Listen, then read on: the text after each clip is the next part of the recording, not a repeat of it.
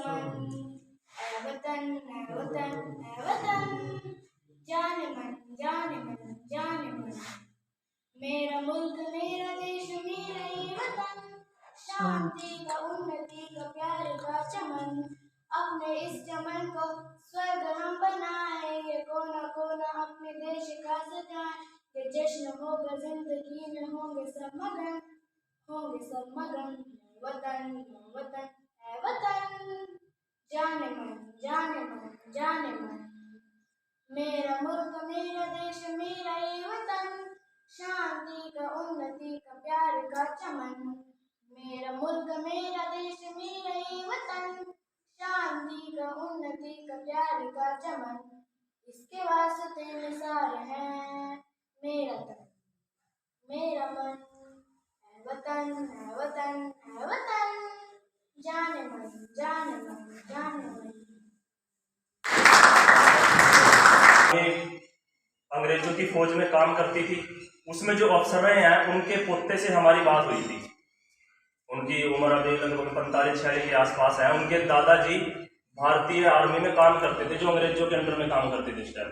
उसने हमें ये बताया है कि जब हमारी मतलब निर्देश दिए कि जापानियों के साथ भारतीय सेना ने लड़ना है दूसरे वर्ल्ड वार में, तो ये सिक्किम में सेना तैनात कर दी। उनमें उनके दादाजी थे।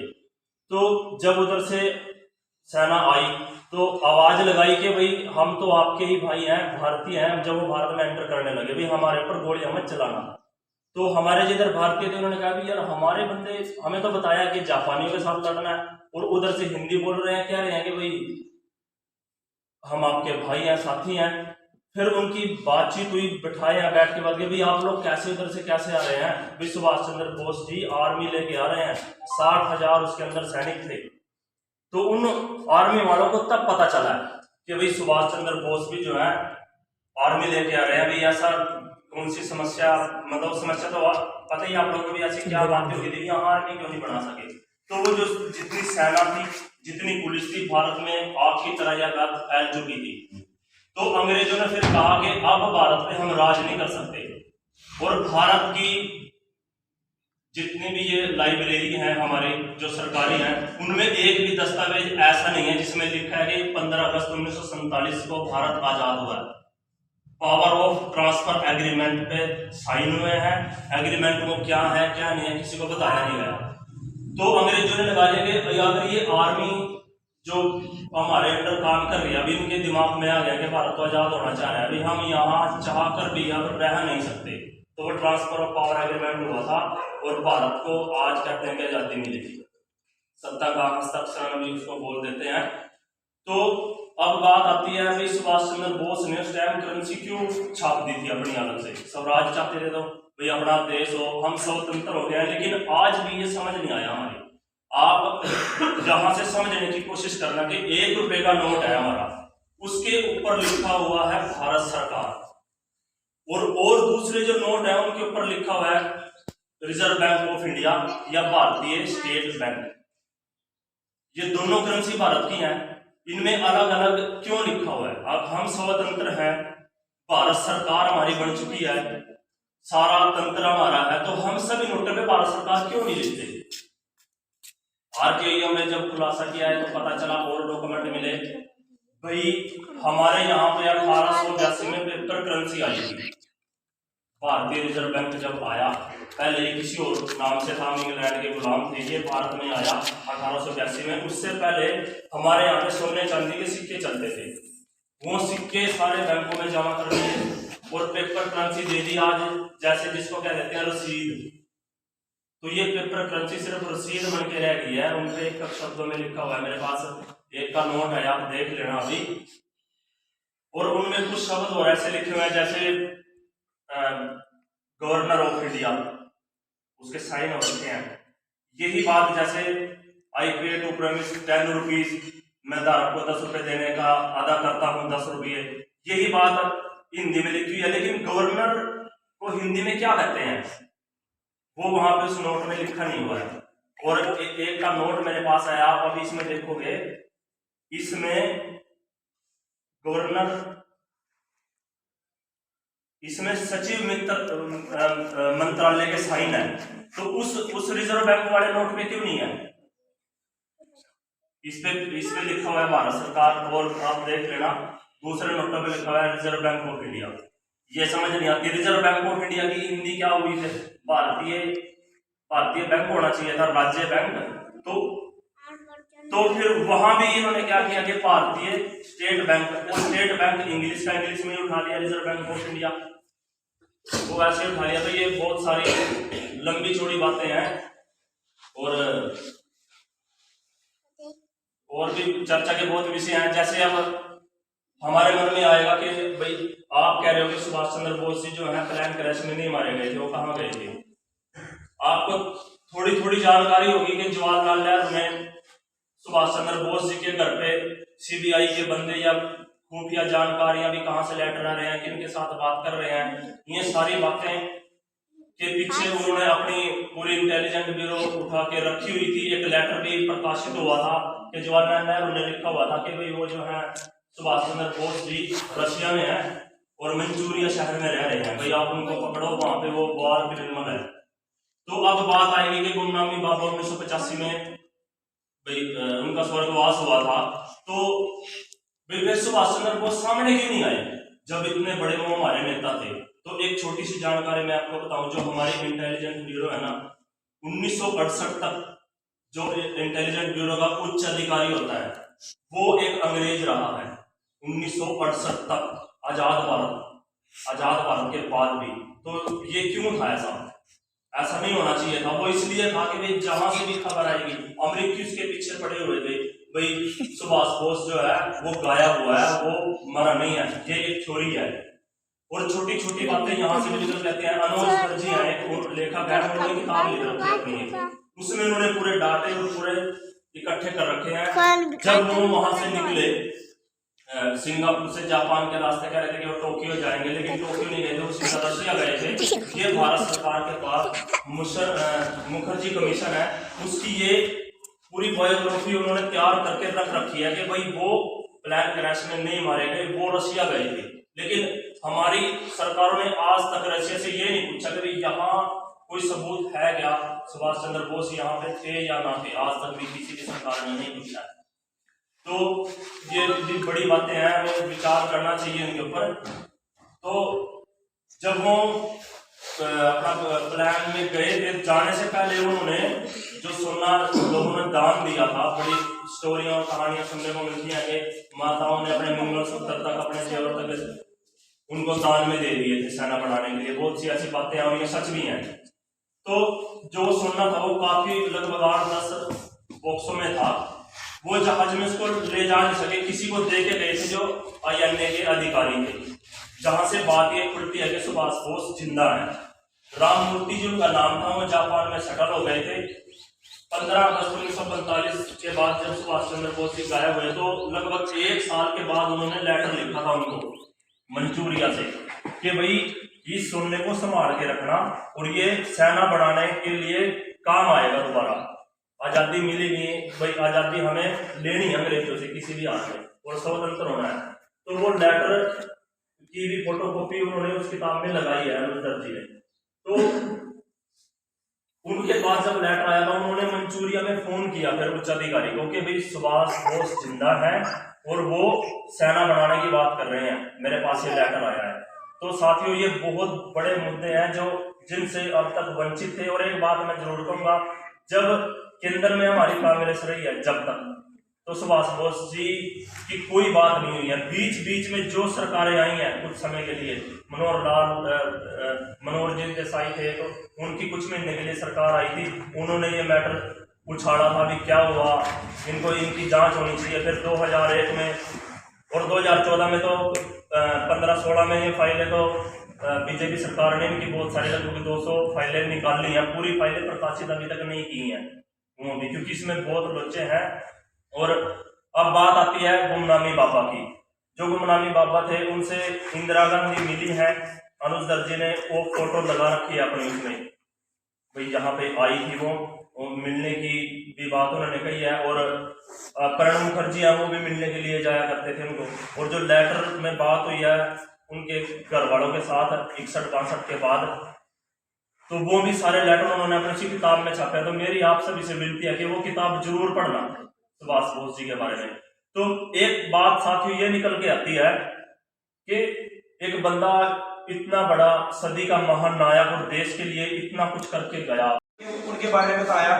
जो एक गुमनामी बाबा से पीछे न्यूज आई थी, उनके बारे में भी दोनों को डोट से डोट मिलाकर आप लोगों को बताया कि कौन थे, कैसे थे और कैसे उनकी मृत्यु हुई और कैसे सरकारों ने उन्होंने छापा, जो न्यूज में आपको बताया गया।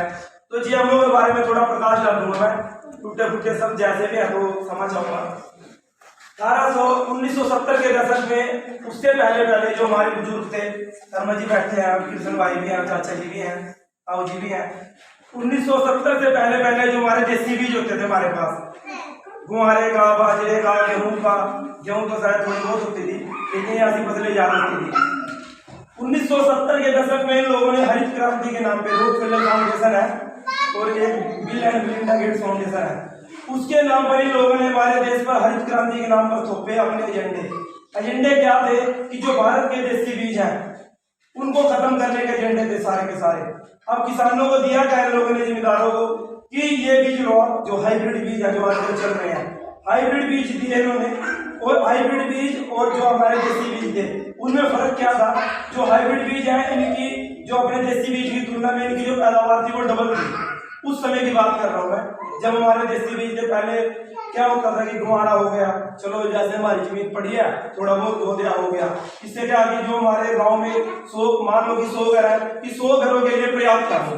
लेकिन उसके बाद वो क्या, जो हाइब्रिड बीज आए उसकी पैदावार बढ़ी, कहीं ना कहीं किसान को, जमींदार को भी लालच आया कि यार अच्छी पैदावार दे रहे हैं, चलो बना लेते हैं। तो जमींदारों ने उस लालच में बीज भी बना लिए, लेकिन नुकसान उसके बहुत ज्यादा थे। जो हाइब्रिड बीज आए उसके साथ साथ जो पेस्टिसाइड मार्केट में आए वो भी कहीं ना कहीं उन्हीं कंपनियों के थे, जिस कंपनियों के वो बीज थे, रॉकफेलर फाउंडेशन के, जिसका मैंने नाम लिया बिल एंड मेलिंडा गेट्स। ये जो बिल एंड मेलिंडा गेट्स है, ये फाउंडेशन उसी शख्स के नाम है जिस शख्स के नाम से आज सारी की सारी पेस्टिसाइड मार्केट में बिक रही है, दवाइयाँ, खेतों की दवाइयाँ। बीज भी उसी कंपनी के और जो दवाई बना रहे हैं वो दवाई भी उसी कंपनी की, बीमार भी वही कर रहे हैं और ऊपर से ठीक करने की दवाई भी वही दे रहे हैं। तो ये थोड़ा सा लोचा है, समझना इसको जरूर। उसके बाद धीरे धीरे 1970 गया, 80 गया, 90 गया, 2000 में आए। उसके बाद क्या किया इन लोगों ने, 2007 के बाद अभी जीएमओ लेके आ रहे हैं। जैसे पीछे न्यूज़ होगी, जीएमओ सरसों लॉन्च कर दिया इन्होंने। जीएमओ है क्या? Genetic modified organism. इसका मतलब हिंदी में बताऊं, कोई भी बीज तैयार करो आप, किसी ना किसी चीज के जीन से तैयार होता है। वो जीन का मतलब आप समझ लो कि किसी जीव के जो अंदर जीन होते हैं, लोग साफ समझ गए उनको, उससे तैयार होते हैं। डीएनए जो सबसे बड़ी बात है, उससे तैयार होते हैं जीएमओ बीज। आज पूरा जो हमारा ब्राजील है वो पूरा का पूरा जीएमओ हो चुका है। वहाँ की जो खेती है कृषि योग्य बिल्कुल खत्म हो चुकी है इन जीएमओ बीज के कारण। यहाँ तक कि जो हमारे आने वाले वंशज है ना, उन पर भी बहुत खतरनाक प्रभाव है इसके। उनका डीएनए पूरा का पूरा चेंज हो रहा है। हमारे बाबा जी थे, आगे उनकी औलादें थी, आगे हम हैं, हमारी औलादें होंगी, तो वो सिस्टम खत्म हो जाएगा कि हाँ ये कर्ण अपने बाबा पे है। कहीं ना कहीं वो डीएनए चेंज कर दिया हमारे लोगों ने, और एक करना भी यही चाहते हैं। मकसद क्या है लोगों का इसके पीछे? मकसद सिर्फ एक ही है कि टोटली डीपॉपुलेशन करना है इनको, 70% जनसंख्या को खत्म करना है लोगों ने। इनका मकसद वो नहीं है कि पैसा कमाना, आप लोग इनको पैसा कमाना, दुनिया में अमीर होना नहीं। सिर्फ जो 30% लोग बचेंगे ना, उनको गुलाम बना के उन पे कब्जा करना है इसको, जो मेन मकसद है। अभी सरकार ने 12 साल से केस अटका हुआ था जीएमओ सरसों का। 2016 में हमारे एक कानून मंत्री थे अनिल माधव दवे जी, उनकी भी जैसे सोनी भाई ने बताया रहस्यमय तरीके से मौत होगी। एक दिन पहले जाते हैं उन्होंने पूरा विरोध किया था इसका जीएमओ का, कि भारत में हमें जीएमओ नहीं चाहिए, जो हमारे बीज है हमें उनकी जरूरत है, बस जीएमओ हमें बिल्कुल नहीं चाहिए। सरसों के बीज की बात की ना, हाँ सरसों के बीज की बात की। तो उन्होंने क्या किया, सरकार में अपील की भाई, हालांकि वो खुद कानून मंत्री थे, उसके बाद भी उनको मरवा दिया गया। मरवाया कैसे? एक दिन पहले उनको मीटिंग में बुलाया, जो उच्च अधिकारी के, 2016 की बात है, कहीं भी गूगल पे उठा के देख लेना, आपको पूरी न्यूज मिल जाएगी। अनिल माधव दवे जी नाम था उनका। तो एक दिन पहले रात को उनको मीटिंग में बुलाया, शाम को 7 से 8 बजे, 2 या 2.5 घंटे की मीटिंग होती है। उस मीटिंग में पता नहीं क्या हुआ, क्या आज तक वो बात बाहर नहीं आई। उसके अगले दिन सुबह 4 बजे अचानक से उनको हार्ट अटैक पड़ जाता है। और उनके जो घर वाले हैं उनका कहना ये है कि उससे पहले हम घर से खाना खा कर गए थे, वो जो 7 बजे गए थे वहां पर, और वहां पे पता नहीं क्या खाया क्या नहीं खाया। सुबह 4 बजे रात को घर आके सो गए, सुबह 4 बजे देखा तो उनकी मौत हो चुकी थी। तो ये भी कारण आप लोग समझ रहे होंगे क्या है। जो भी बोलते हैं सरकारों के खिलाफ, इन षड्यंत्रकारियों के खिलाफ, उनको मरवा दिया जाता है। हमें भी गांव में बोलते हैं कई लोग की पागल हो चुके हैं, 3 लोग ये तो बोलते हैं, हमें कोई फर्क नहीं पड़ता, बोलो। हमें जो समझ में आ रहा है ना हम बोलेंगे, खुल के बोलेंगे। हमें अपने बच्चों का भविष्य चाहिए और हमें गाँव को साथ में लेके चलना है। बोल दो भाई, आज पागल बोल रहे, कोई दिक्कत नहीं, बोल लो, बोलते रहो। एक दिन हमें अपनी बातें रखनी है और रखते रहेंगे। एक दिन समझ में भी आएंगे, और जिस दिन समझ में आ गई ना, मैं लिख के दे रहा हूँ, पैरों तले जमीन खिसक जाएगी। जो आज हमें समझ में आ रहा है ना, अगर गांव वालों को समझ में आ गया तो पूरा गांव हमारे साथ होगा उस दिन। समय दूर नहीं है, होगा जरूर, लेकिन हम लगे पड़े हैं, जरूर होगा। और लगभग सभी याद रखते हैं, लेकिन एक ये दुर्भाग्य से हुआ मैं तो मेरे गाँव का कि जिनकी वजह से हमें ये आधी अधूरी आजादी मिली, उनका जन्म दिवस मनाने के लिए हमारे पास समय नहीं है। क्या हम 1 घंटा या 2 घंटा 1 साल में ऐसे महान इतिहासकार के रूप में नहीं मना सकते जिन्होंने इतना बड़ा इतिहास रच दिया? जैसे कि सोनी भाई ने बताया कि उन्होंने आजादी हिंद बैंक बनाया, आजादी हिंद फौज बनाई, आजादी करेंसी बनाई, जो भी मुख्य कारण रहे थे, उनके प्रति हम जन्म दिवस के लिए हम समय नहीं निकाल पाते। हमारे लिए दुर्भाग्य का हो सकता है, मैं तो सिर्फ दुर्भाग्य ही बोलूंगा, क्योंकि हम उनके लिए समय नहीं निकाल सकते। उन्होंने आजादी की बात की थी, कैसी आजादी? आजादी का मतलब लगभग सब समझते होंगे, ठीक है? अगर नहीं समझते तो आप समझ भी सकते हो। आजादी हर उस चीज की आजादी जो हमें बाध्य करती हो। किसी भी तंत्र को देख लो, किसी भी सिस्टम को देख लो जो हमें हमारी जीवन जीने की शैली से बाध्य करता हो, वो आजादी नहीं है, वो बाध्यता है किसी न किसी रूप में। और मैं ज्यादा कुछ ना कह करके सब आप लोगों को सिर्फ इतनी बात समझाना चाहता हूँ कि अभी सरकार जो लेकर के आई है बच्चियों के लिए, जो लड़कियां हैं उनके लिए गर्भ कैंसर के लिए टीका लगा रहे हैं कि बच्चियों को गर्भ का कैंसर हो जाता है, उसकी वजह से उसके लिए कुछ मेडिसिन लगाई है, उसका नाम ही ले सकते हैं हम इसलिए क्योंकि वो वीडियो डिलीट हो जाती है, उसको वैसलीन बोल देते हैं। ठीक है, समझ जाएंगे आप लोग? ठीक है, समझ जाएंगे। जो गर्भ कैंसर के लिए वैसलीन लेकर के आई है ये सरकार, वो बच्चियों को लगा रहे हैं स्कूल में पढ़ने वाले। जैसे कि आप समझते हैं कि एजेंडा 2030 एजेंडा को समझते होंगे लगभग, अगर नहीं समझते तो हम उसको समझाने के लिए भी तैयार है, कोई दिक्कत नहीं है। जो एजेंडा 2030 है, आज जो बच्चियां 12-13 वर्ष की हो चुकी हैं, 7 साल बाद वो 20 वर्ष की हो जाएंगी, यानी कि शादी के लायक हो जाएंगी। आज उनको वो गर्भ के कैंसर वाले टीके लगा दिए जाएंगे तो उनको 7 साल बाद या 8 साल बाद गर्भ का कैंसर हो जाएगा, वो बच्चे पैदा करेंगे कहाँ से? तो एजेंडा 30 वहां उन पे इम्प्लीमेंट हो रहा है, वो धीरे धीरे करके या कैसे भी करके वो इम्प्लीमेंट कर रहे हैं, किसी भी तरीके से, चाहे उनको कुछ भी करना पड़े वो कर रहे हैं। बच्चे पैदा नहीं होंगे, डिपॉपुलेशन का एजेंडा, जैसे आप करण भाई ने बताया कि 70% लोग डिपॉपुलेट करनी है जनसंख्या, तो वो डिपॉपुलेशन की तरफ चले जा रहे हैं और हम सुन हैं, मालूम ही नहीं हमें करना क्या है।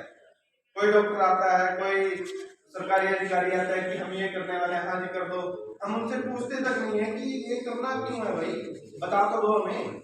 ये गर्भ का जो कैंसर टीका लगा रहे हैं बच्चियों को, ये क्यों लगवाएं? मैं अखबार लाना भूल गया, जो 30 नवंबर की अखबार है, जो वैक्सीन पहले कोरोना का टीका लगाया था, कोरोना के टीके के बाद जो वैक्सीन लगाई थी, वो वैक्सीन मुकर गए हैं। वो कहते हैं कि हमने नहीं लगाया, जो लगवाया है जनता ने अपने आप लगवाया। आप में से कितने लोग हैं जिसने शौक से वो कोरोना का टीका लगाया है? बताइए, कोई है? कोई नहीं भाई, सभी की या तो मजबूरी बनाई गई है। ये जो कोरोना का टीका है वो लोगों ने अपनी मर्जी से, अपनी स्वेच्छा से लगवाया है, लेकिन हमें बाध्य किया गया था, हमें मजबूर किया गया था किसी न किसी तरीके से कि हम उसको लेने में मजबूर हो जाए। हमारी पेंशन बंद करेगी, हमारी बस की सर्विसेज बंद कर दी, रेल बंद कर दी गई, ना जाने क्या क्या, कोर्ट में जाना या सार्वजनिक स्थानों पर जाना बंद कर दिया था अगर आपने कोरोना का टीका नहीं लिया है तो। ठीक है जी, इसी विषय पर हम बताना चाह रहे हैं कि आगे जो बच्चियों को ये गर्भ कैंसर के टीके लगाने की कोशिश कर रहे हैं उसको आप समझिए और उसको रोकिए। आपने रोकना है या नहीं रोकना वो आपकी इच्छा है, लेकिन उसके दुष्परिणाम क्या हो सकते हैं वो हम आपको बता रहे हैं कि जैसे ही कोरोना के टीके को बैकफुट पे ले गए कि हमारा कोई जिम्मेवारी नहीं है, हमारा कुछ लेना देना नहीं है, सब आपने अपने आप लगवाया, तो कल कोई उसको भी बोल देंगे कि आपने अपने आप लगवाया था, हमने तो बोला नहीं, तो हम क्या करेंगे? जब हमारे बच्चे तड़प तड़प के मरेंगे तब हम क्या करेंगे? बस इतना मैं कहना चाहता हूँ। इसके साथ बांट दे शब्द आपके आगे प्रस्तुत करेंगे, बताएंगे। आइए। अच्छा चलो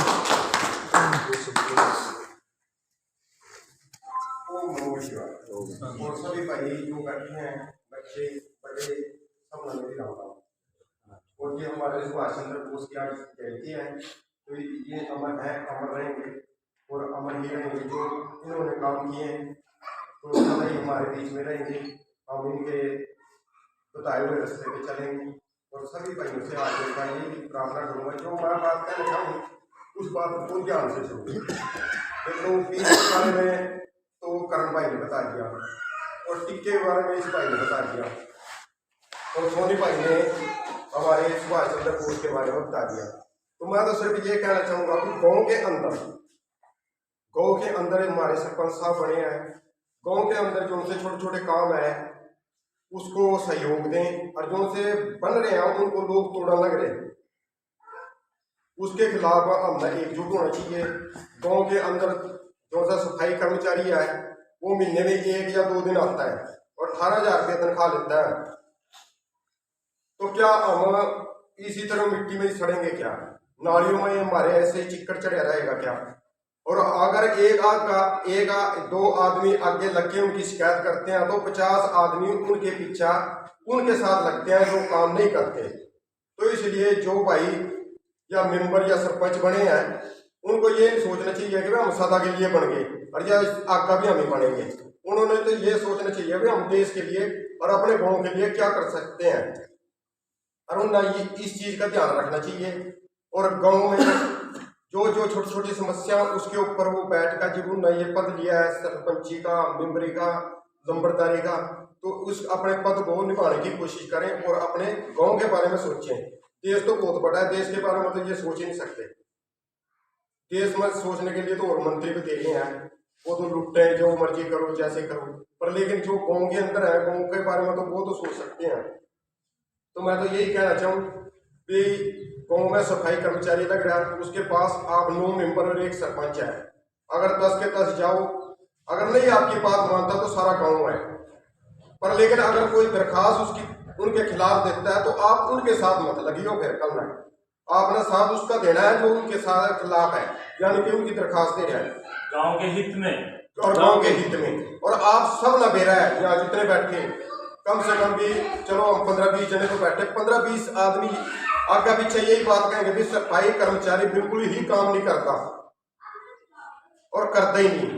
और लेकिन फिर भी हम जिस टाइम कोई बात हो जाए तो फिर हम कोई तो भाई करका लग जाएगा, कोई यारी दोस्ती करके उसके पीछे साथ लग जाएगा, कोई बलादरी भाई करका लग जाएगा। तो मैं ये कहूँ अगर हम ये इसी चक्कर में चलते रहे ना तो हम कभी सुधार ला ही नहीं सकते गाँव के अंदर। और जे हम अपने गाँव का सुधार नहीं कर सकते तो हम देश का क्या सुधार करेंगे? तो मैं तो इतने ही कहना चाहूँ। और ये जब हमारे गांव में स्कूल है तो 7-8 मेंबर भी हैं, सरपंच भी हैं, गाँव में जो से लग रही हैं अध्यापक, उनके पास भी जाओ भी आप हमारे बच्चों को पढ़ाते क्यों नहीं? उनकी भी क्लास ले, वो तो क्लास लेनी है बैठ उठ कर चले जाओ, पर लेकिन उनकी भी क्लास ले आप। तो अगर आप नहीं जानते तो फिर गाँव को इकट्ठा करो, आपकी बात नहीं मानते तो मैं ये छोटी छोटी बातों पर ध्यान देना चाहूँ। एक तो सफाई पे, एक नालियों पे और एक ये एजुकेशन पे यानी कि पढ़ाई लिखाई पे, तो आंगनबाड़ी भी रहेगी उसके बाद हमारी। तो ये 2-3 चीज है, मैं तो इसी के बारे में कहूँगा, ज्यादा तो मैं कहता नहीं, क्योंकि जे इन पे काम हो गया 1 साल के अंदर तो अगली बार शायद हम आगे के बारे में और भी सोचेंगे। तो जय हिंद, जय भारत। चलो चलो बोलते रहो वीर सिंह। नेताजी सुभाष चंद्र बोस अमर रहे, नेताजी सुभाष चंद्र बोस अमर रहे, नेताजी सुभाष चंद्र बोस अमर रहे, इंकलाब जिंदाबाद, इंकलाब जिंदाबाद, इंकलाब जिंदाबाद, नेताजी सुभाष चंद्र बोस अमर रहे, नेताजी, अमर रहे, नेताजी, अमर रहे। भारत माता की जय, भारत माता की जय, भारत माता की जय। भाई राजीव दीक्षित, अमर रहे भाई राजीव दीक्षित, अमर रहे भाई राजीव दीक्षित। अमर रहे जय हिंद। जय हिंद वंदे वंदे वंदे